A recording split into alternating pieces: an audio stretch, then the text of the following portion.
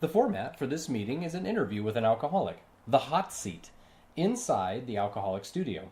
A speaker will be asked a series of questions that range from their personal story, the steps, relationship with God, and carrying the message. There are no right answers, just a fun and interesting way to share the speaker's personal insight. Our speaker for tonight is Jim. Timekeeper, please allow 90 seconds per question. The meeting may run slightly a lot longer. Members, please feel free to leave if needed. Speaker, please say done when you have finished your longer answers. Or please say pass on questions you would prefer to skip. Are you ready, Jim? Pass. Yes, I'm ready. That was good. That was really good. I don't even know what to do right now. Let's begin. Jim, please generally describe in your own words our basic text, the book Alcoholics Anonymous. Our basic text is exactly that.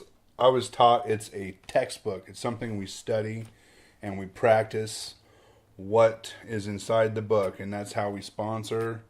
And it gives us a daily reprieve contingent on our spiritual maintenance, right? Its main duty is to get us in touch with a higher power that can solve all our problems. Pass. Are you an alcoholic?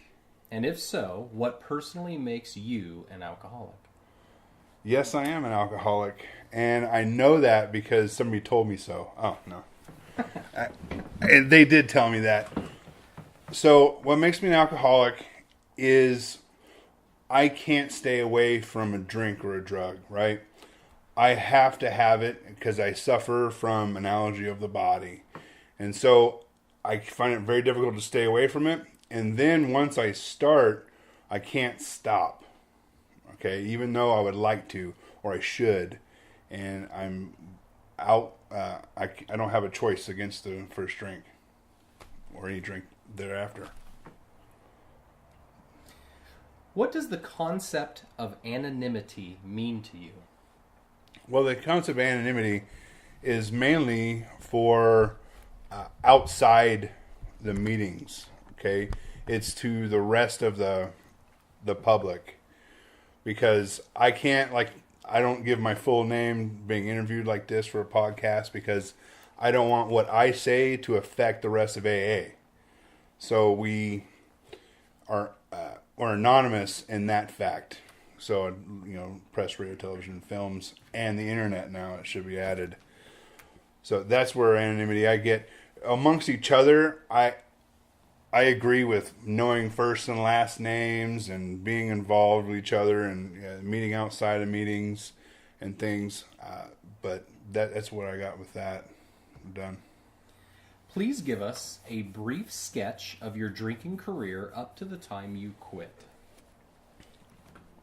Okay, well, I started out I always felt awkward, like I didn't belong, right? And it was somewhat of a party scenario. I'd like to go out and party, and I fell in with the wrong crowd, if you'd say, because they accepted me, because I was weird, and I was weird like them, and we drank, and we used, and it seemed to make everything all better, okay? When I first put that bottle to my lips and I drank that down, I had felt like, where had you been all my life, right? Because I wasn't awkward anymore. I could talk to girls. I was cool Jim, So it was fine for a while. I had very little consequences when I was drinking, and then the consequences started gaining on me. I always got drunk. From the first time I put that bottle on my lips, I drank alcoholically. I drank. I felt a buzz. I was like, oh, hey, this is cool. So what does more do? Boom. And we finished the whole fifth, my first time I ever drank. So, and I just kept doing that, and I kept getting drunk, and get sick, and I always tell myself, oh, I'll never do it like this again. And I did it like that again. I didn't know any other way. And by the time I tried by human aid, right? I tried going to the military, and maybe they straightened me out, and I just ended up binge drinking. And then I went to, thought I'd get married, and I thought that would stop it, and it didn't. And then I thought I'd have a kid, and that would change me, and it didn't. So I was that way until I got into jail off a suicide attempt, actually, and that's the safest place for me. And that's where I met Alcoholics Anonymous, and that is when I first made my real start. Alcoholism is described in the book as a fatal illness. What does that mean to you? Well, God makes it possible that I can seek my end through alcohol and other substances, right? And so it will kill me. This is a fatal illness. It's weird because you get in and, you start drinking, and it doesn't seem like it's going to hurt you because you feel invincible, especially when I was younger. I thought nothing would ever kill me, It got to the point where I also, other than a physical death, I had an emotional, a mental, and a spiritual death far before I had anything physically happen to me, even though the physical part was coming on, especially with my brain chemistry and whatnot. So it will kill us. That's what it means. What are the conditions of your mind and body that accompany your alcoholism? The conditions of my mind and my body. So, like I said before, my body craves it. I have this craving for alcohol, and my mind makes up scenarios where getting drunk again, even though I yesterday or last week was miserable and I didn't want to, it'll convince itself that, hey, alcohol, having that first drink sounds like a good idea. So that's the mental state, and for the life of me, I can't block out that overwhelming urge and obsession to drink and to use. Done. In your understanding, what is the role of a sponsor? Do you have a sponsor? And how often are you in contact? The role of a sponsor is to guide a newcomer through the big book of Alcoholics Anonymous. His main responsibility is to take the hand of the newcomer and put it in the hand of God. Whatever God that they choose, whatever God consciousness they come to believe in. So that's the main role of a sponsor. And, I'm not an accountant. I'm not a banker. I'm not a counselor. I'm not a lawyer. So those things, it happens sometimes that you have suggestions, like the common knowledge, things like that. But overall, it's just to guide somebody through the big book. And I do have a sponsor. I'm not in contact with that sponsor very, very often. I guess he's done a real good job because I don't go to him for my solution, right? So the solution, he did a real good job putting my hand in the hand of God, because God is the one that solves all my problems, as it says. And I don't need a sponsor for that. I do recommend keeping in contact with good AAers, I guess you'd say, with other alcoholics, because that's a vital part of being a part of the fellowship, to bounce stuff off of another recovered alcoholic and things like that. So, yeah, I mean, I'm available for sponsorship. I'm available when my sponsees call me, and that's all it's required, I think. That's all I got. How have your sponsorship needs changed from early sobriety until now? Oh, when I first got sober, I called my sponsor for like everything. When I really gave this thing a shot, and I actually was humble enough to ask somebody to take me through the steps, right? And I kind of like latched on to him, and like, okay, let's do the steps. And he took me through the steps and rapid succession. And I was kind of, the one that drove all that. And I'd call him, what do you think about this? And we got together quite often and went over the big book. So, done.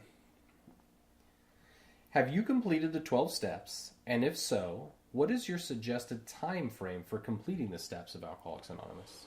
I'd hate to put a time frame on how God works, right? So anytime I put God in a box or in a time frame,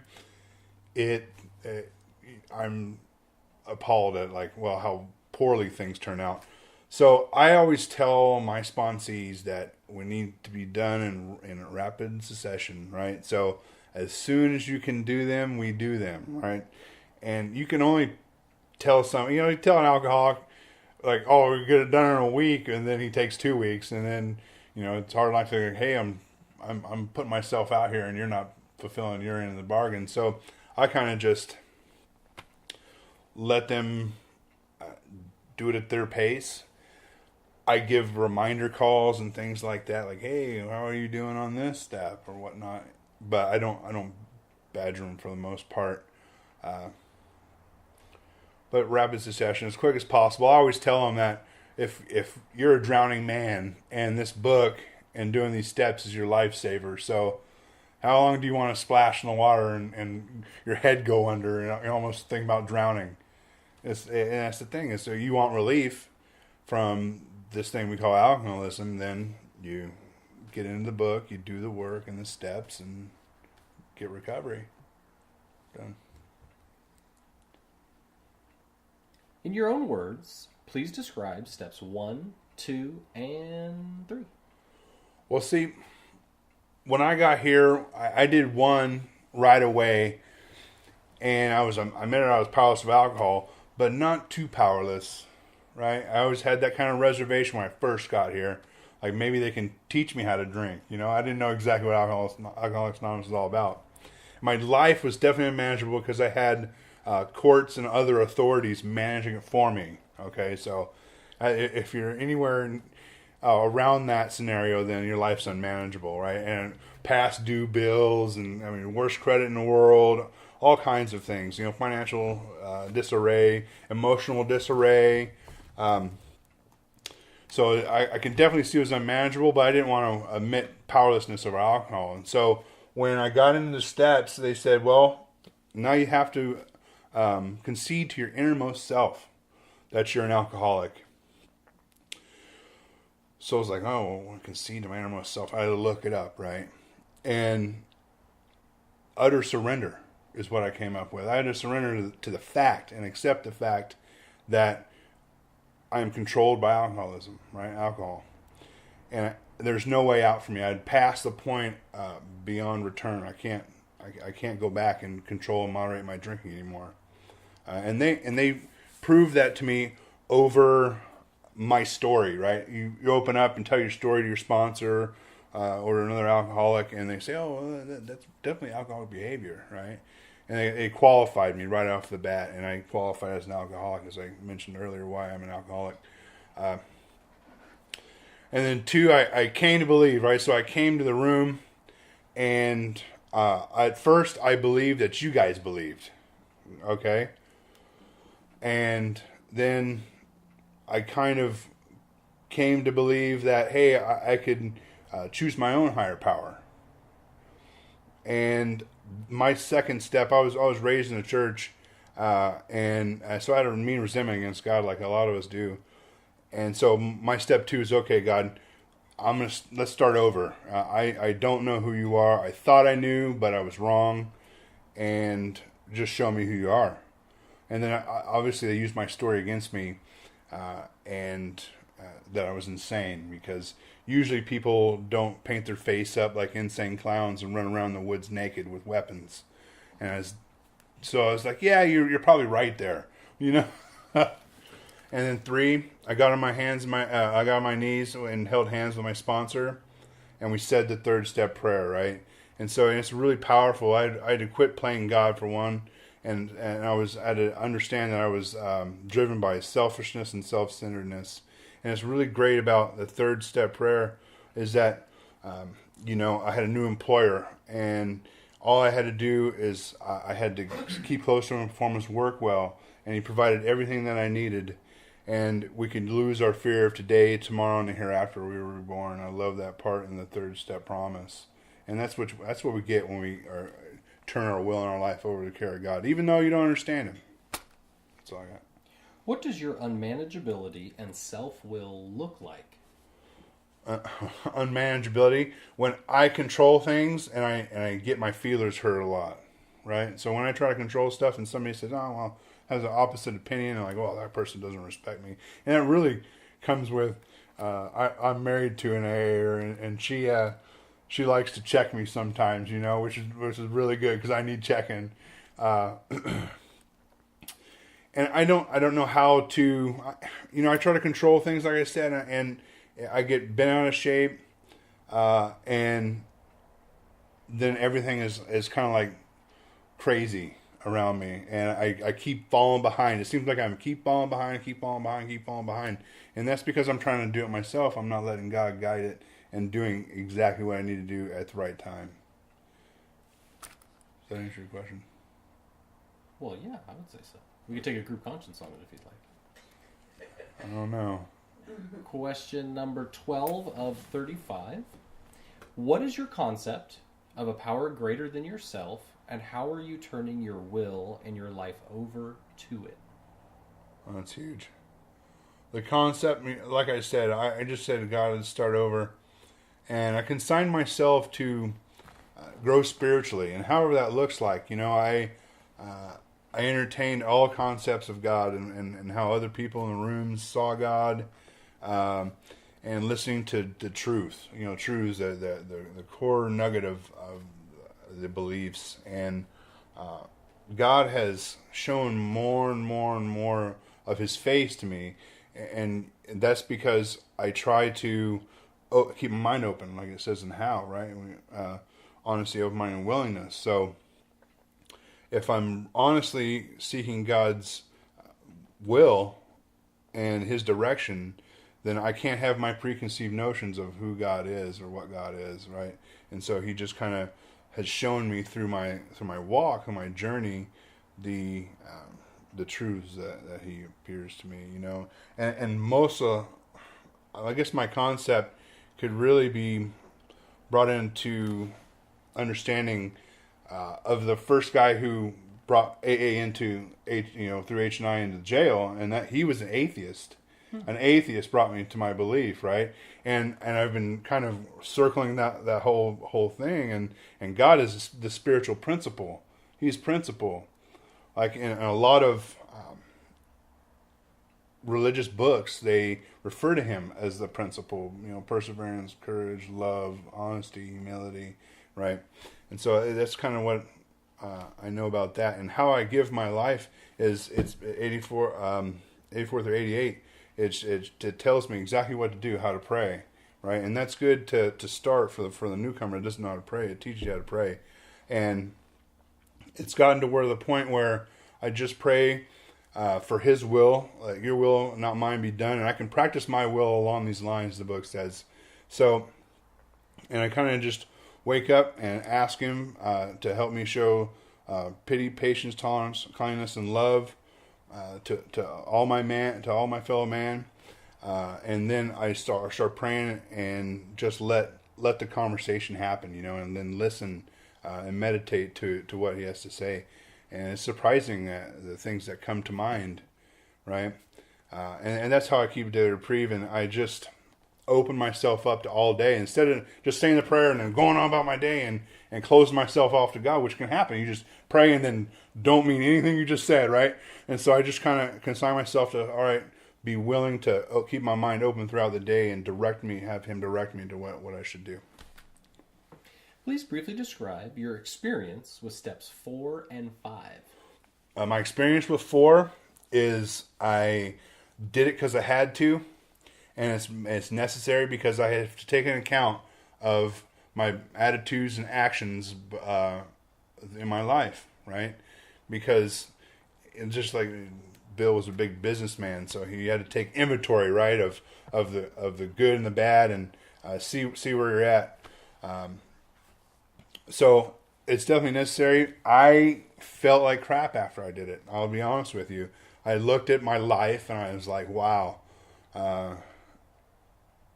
It's definitely, and it was a good thing because it was definitely a life I did not want to lead anymore. So I felt like crap, and it really helped me because I felt so bad that I got to get it out. And so I called my sponsor right after I got done with my 4-step. I said, hey, I got to get this out. And we met that night, and 4.5 hours later,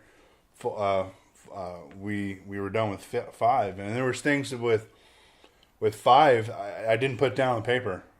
Right, there's 2 things I was never gonna say and tell another human soul, and my smart sponsor said, "Now, have you omitted anything? Because if you miss something, you're bound to drink over it, and to drink is to die, fatal illness, right?" And it's like, oh man, he got me, and it was like God covered my ears and went blah and puked all over the table, and he goes, "Was that it?"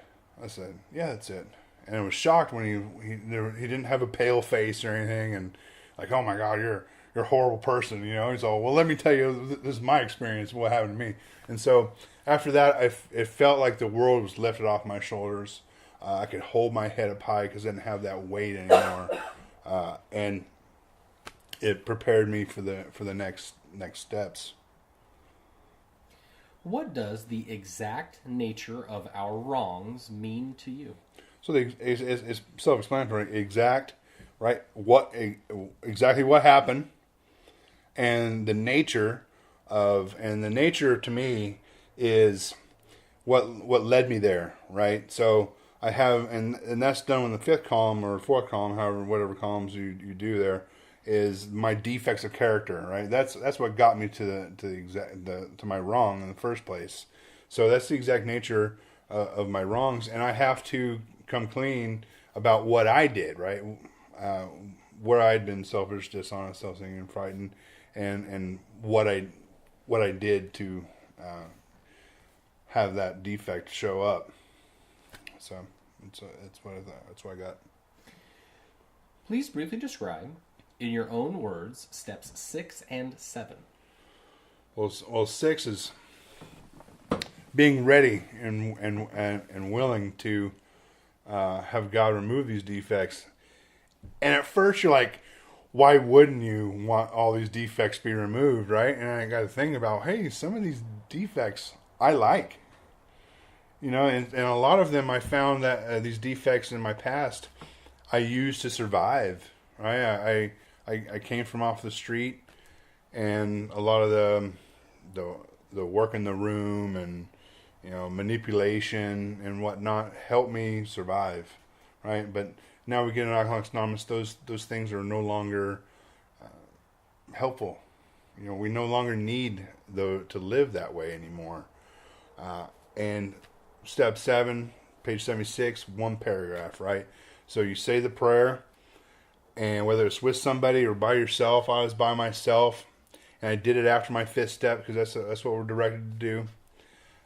And I felt something come in after I said that. So I said it and I really meant it. I said, you know, I prayed for willingness, and it's like, what I'm not letting go, I'm just going to do this prayer even though I don't think I'm willing. I didn't do step 6. I wasn't completely ready to give my God. And I just did the prayer anyway.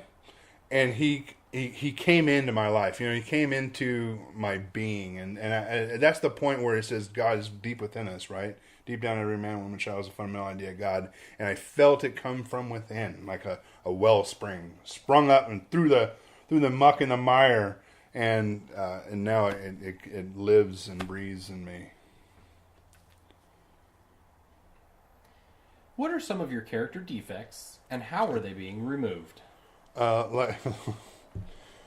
Like I have the controlling defect that I'm really working on now. And that caused most of the problems. And then I'm also dealing with doubt, right? So sometimes I look at the state of the world or my life, and I can go doubt and say, "Oh man, where are you, God?" Right? And why aren't you doing anything in this? Do you even do you even exist? Are you still there? What am I doing?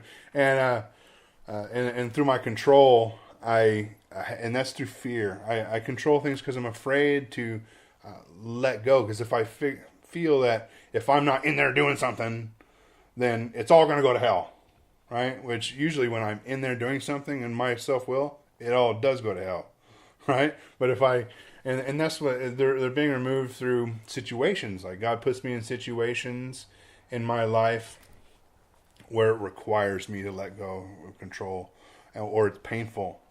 It's painful, and I notice that, oh, wow, he kind of puts up a mirror to me, and it's either through other people or in meditation, where it's the struggle, it's the wrestle, right? It's the rub, and there's all kinds of different ways I can explain it to you.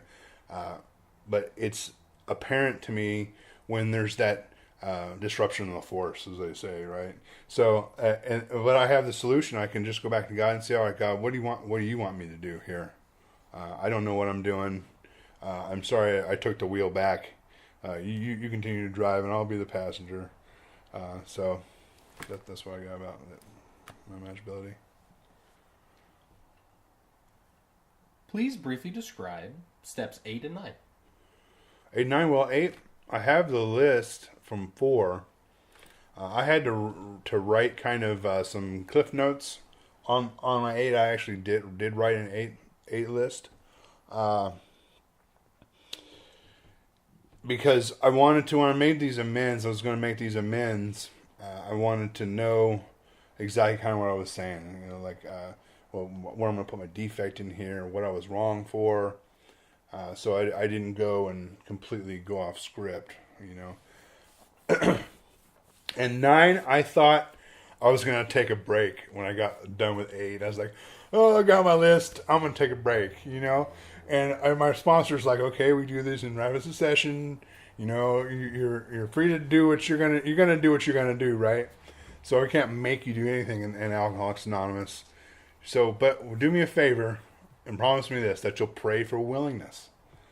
I said, yeah, I got that. I'll pray for willingness, And so I was praying for willingness, and then keep going. And I was afraid to go to these people, I still had some fear, even though the courage I learned in 4, I kind of blotted it out, and I was like, well, I'm just willing. I'll be willing. And so I kept praying for willingness. And in my story, I tried to commit suicide by cop, and I was out on cleaning my car one morning at 2:00 in the morning, and there was a rookie cop walking around my car, and I walked out, and I thought, oh, he's going to give me the business. And as he was talking to me, this other officer came around the corner out of the shadows, and it was the officer I tried to get to kill me. And it was God saying, all right, son, here you go. Here's your first amends. And it was a magical time, right? And he said, you were real close for me killing you. And I said, well, thank you for not killing me. That's pretty much how the amends went. And I felt so good after doing that it spurred me on to do the rest of the amends. I did, and I got the promises. And if we're painstaking, we'll be surprised. I think that's all I got. Why is it important for you to straighten out your past? It's important to clean up the past because I don't want anything lingering. And if the darkness is in my past, then it has a potential to creep into my present, right? If I don't take care of it. Because there's a lot of things that I did, a lot of damage I'd done from the past. And it's funny because the amends not just for the people I harmed, but it's for me. Because it once I did the amends for them, whatever, like clean my side of the street and come to them with a humble heart and like ask them, how can I make this right? It spiritually cleaned me up, right? So I could have a clean and pure heart to go through the rest of my life, right? So because sometimes the past comes back to haunt you, and usually it's because what happens is the things that I didn't get over or didn't bring to God and bring to light come back and like cause a problem in my current life. So and that's kind of also what I learned from cleaning up the past. It's like, oh, well, I still got to work on this. And like one of the amends, like, wow, I still kind of have a resentment against this person. So I had to go back and review it and clean it up. I didn't have to make the amends again because I was wholehearted, but I had to clean up something in my life, or my perception.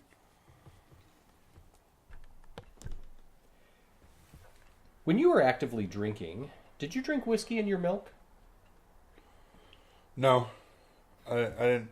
But I made all kinds of excuses and foolish ideas about things won't hurt me if I do this. Like if I drink lots of water, when I drink, then I won't get as drunk, and I'll be able to drink like other people. If I eat, then if I eat first, then I won't get as drunk, and I won't make a fool of myself, and things like that. Please briefly describe your experience with steps 10 and 11. 10, I have to continue to make the inventory, and this was told to me that I should do before I was doing step 4, actually. So I could take into account of how my attitudes and my actions, so I don't continue to make wreckage in my life, right? And I have to do that every day. I do I'm pretty good at the spot check inventory through the day. It's funny, when I make my prayers in the morning, it's kind of like God puts me in check, and I feel like if I owe somebody an amends or do something wrong, I'm like convicted, right? I feel like I just got my hand caught in a cookie jar when I was real little, and so or it's like egg on my face, and then I say, oh well, I'll have to re-look at this and make amends promptly.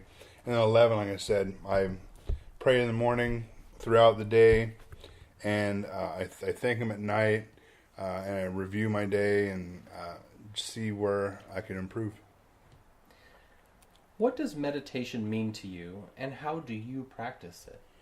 Meditation means a lot to me. I learned about mindful meditation. I could be doing something, and I find myself doing that a lot. I like it, even during like TV shows. Sometimes I find myself in this meditative trance, and God speaks to me wherever I'm at. You know, if He feels it necessary to speak to me, then I go into a trance almost. I'm like, oh, okay, and things start going through my head. And there's also a form of mindful meditation when I'm reading, right? So like He gives me, the Spirit gives me the interpretation of what I'm reading and what I should learn and things, and convicts me and completes me that way. Done. To avoid the subtle foe that is alcohol, the book says we do not let up on our spiritual program of action. Please tell us about your spiritual program of action. Yeah, the spiritual program of action, like I said, it's that conscious contact, right? And it's maintaining that spiritual awakening, and that's what we get through 11 or 10 11, because I have to realize that I'm the spirit having this human experience, you know. And if I look at things on the higher plane in that fourth dimension, then material things don't seem as important, right? I used to want the car and the house and, you know, this extravagant life, but as I mature into Alcoholics Anonymous and emotionally mature and have emotional sobriety, I see those things as not necessary, right? And even the materialistic things, the problem, right? And that's my spiritual program of action, you know, is praying and meditating, staying in the book, you know, and then carrying this message. That's all I got. Please briefly describe step 12. Step 12 is, you know, having spiritual awakening. We try to carry this message to other alcoholics, participants in all our affairs, you know, and a two-part there. We carry this message, the book, not Jim's program, right? It was when Jim's program, his first 30 days, he wanted to kill himself again. He was doing 1, and then, right, they owe me an amends, and hell no, I'm not doing a 4 or 5, and then 12 will pour coffee, right? So it was told to me that, hey, practice this, do the work. And by doing the work, my sponsor told me now, once we do this work, it is your, you know, it's AA's legacy to continue. You pass this down, you know. It's kind of like telling stories back in the day before they had writing. It's important for us to do it. It's the lifeblood of AA. And the thing is with AA now is I've had some heartening successes through sponsorship, and I've had some massive fails, you know, as far as I made mistakes, And then the thing is my sponsor always told me that you can never take credit for their successes, and you can never take blame for their failures if you sponsor out of the book, right? So if you're not trying to play God to them, you're not God to them. All you are is shouldering this problem with them and giving, aiding them to their own God. That's all I got. Can you share with us a spiritual experience you have had as the result of these steps? I can give you my first spiritual experience, and it's I've had many spiritual experiences through it. God just kind of, it's like the runway theory right now, where I'm just kind of, it seems like I'm meandering through life, but I'm really trying not to control the situation. I make plans, but they're very loose, right? I can see the horizon. I go, oh, somewhere over there, I'm going east or whatever. And then I kind of just meander through life, and God kind of puts this runway up. Bing, bing, bing. Here you go. That's the way you go. And I go off, and then he kind of lights another runway right back to him, right? And I just follow the breadcrumbs, I guess you'd say. What was the last part? Can you share with us a spiritual experience you've had? My first spiritual experience, I just got done. I was about halfway through 9, and practicing 10, 11, and 12. I just completed the steps, and I was coming from a meeting up in Paula Pines, and I was driving down the road, and I was thinking about my life and where I am now. And at this moment, I just felt like this overwhelming connection with this power, right? This being, and my body filled with tingles.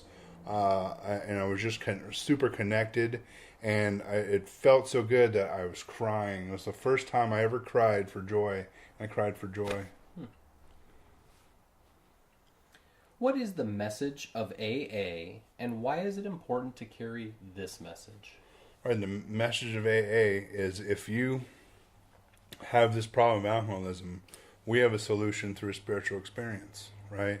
Or this book calls it psychic change. It's interchangeable, really, and it's important to carry this message because it's worked. It's worked for millions of people, and if you're seriously alcoholic as I was, it worked for you too. Okay. What are some of the principles you are practicing in your affairs today? The principles I'm practicing, I try to practice. I don't. The thing is, I don't like, I'm going to practice courage here, I'm going to practice perseverance. Sometimes I know I'm practicing patience because it like wears on me, it's like, okay, these kids run around screaming, various places, and it's the thing is, what would you have me be, right? So, and that's where it comes to with fear, is like, remove my fear and direct me to what you'd have me be, right? So, and it's what? So that tells me that, what is like, it's talking about the principle. What principle should I be right now? Should I be kind? Should I have humility? Should I be perseverant? And it's funny, like a problem will present itself in my life, and then I find myself praying, and then having the spiritual toolkit, right? And that's what principle I use here. Oh, I need to be have brotherly love. I need to have compassion for this individual or whatnot. I need to understand that they're sick like me and have empathy, right? So that's kind of how I practice spiritual. Like, life determines what spiritual principle I use, right? So every nut has a different wrench. Why is it important to put the welfare of others ahead of your own? It's important to put the welfare of others ahead of mine because I'm a selfish, self-centered being at my core without God in my life, right? So if I'm being very, very selfish, self-centered, I know that I'm not acting in God's will. I'm acting my own. They say it was a selfish program and all that. Well, in the beginning, when you first get here, it kind of is. You're here. I'm here to get sober. Save me, right? Help me. And then you grow into, like, I go to meetings now not because like I need a meeting, and I go to a meeting because I want to be filled up, right? I go to meetings to bring my spiritual experience and bring God into the rooms, okay, and to be there for someone that needs help, right? The newcomer, or just an old timer that needs help. So that's putting other people ahead of my own. I still do have to take care of myself, especially I'm finding physically, because I've been putting my wife's health ahead of mine, and I took a backslide in my health. So I have to first put the mask on myself and then help another person. Done. How do you determine or gauge the quality of your sobriety in AA? With the amount of serenity that I'm experiencing, right? So he promises that I can match serenity, right, with calamity. All hell can break loose, and I can have my mind and my wits about me if I'm in tune with God, and the right answers will come. And I've been on this spiritual plane, right, and what used to be the hunch or occasional inspiration become a working part of the mind. And that's just through practicing the principles, practicing the steps. Are you willing and able to sponsor other members currently? Yes. I always, unless I'm like at 6 sponsees, then I'm always raising my hand. Thing is with time these days, you have to find the time. You can't just say, well, I'm so busy with my life. And that's, again, like I said, we have to put the welfare of others ahead of our own, Say, I'm too busy. If my sponsor told me he was busy when he first sponsored me, and if he said, oh, I'm too busy, I might be dead right now. Presently, what is the most important activity in your recovery program? Right now, it's the prayer meditation. It's learning through my mistakes. It's being in contact with my other fellows in Alcoholics Anonymous, and it's always trying to put my best foot forward in meetings so I can attract new sponsees. Would you please generally describe the purpose of the 12 traditions as a whole of AA? Oh, well, the 12 traditions as a whole is, what they say, the traditions are the group, what the steps are the individual, But I know the importance of traditions because it's about, the number one thing with traditions is about legacy, right? Without the traditions, we wouldn't be able to stick together because, they didn't want to write rules. They wrote a lot of rules when AA first started and didn't work. So they had to make the traditions as a suggestion of how we interact with one another, And it's it keeps the group at just the group level together, and it keeps the groups together as a whole, And then you have the world service, but it's to keep the groups alive. What role models do you have in sobriety? I learned my lesson a long time ago that I should never put anyone on a pedestal, right? Because putting them on a pedestal sets them up for failure, sets them up for a fall. And then I don't want to look upon somebody like, oh, well, he was great, but, the great but. So I tend to see everyone as an opportunity to learn and to be a part of their life and to walk in this journey with them, right? And them in my journey. So if I have anything I look up to, I suffer from categorizing people and ranking people when I do that because that's natural. Like, oh, I'm better than you. And my whole life I was like, I'm trying to be better than somebody else, or trying to find fault in someone. And I don't do that anymore. I try to stay even keel. I just I look up to Big John. No, I'm just glad to be able to shoulder this life with people like you and people like you. What advice do you have for newcomers in AA? Real simple. Try to put away your ego long enough to where you accept help. And once you accept and admit you're alcoholic, accept the rest of the steps and read the book with a sponsor and then practice the steps and get a spiritual experience to lead to a spiritual awakening. What advice do you have for old timers in AA? For old timers, they suffer sometimes from know-it-allism, and I have that. I suffer from that. That's why I can say that. Even just 13 years, I'm just like, oh well, I know what this guy's going to say, or I know the answer to that step, or what the book's talking about. And so just keep your mind open. Keep the how going. Because as soon as I think I got this, I don't. Okay, that's all I got. Last question.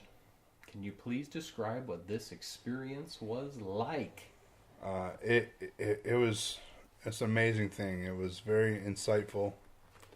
I enjoy this format, and it's been an honor and privilege as always to be able to speak in a meeting of Alcoholics Anonymous. God did most of the work. I just try to be the vessel. I just try to empty all the crap out. That's my insecurities and my selfishness and egotism, and try to let God work.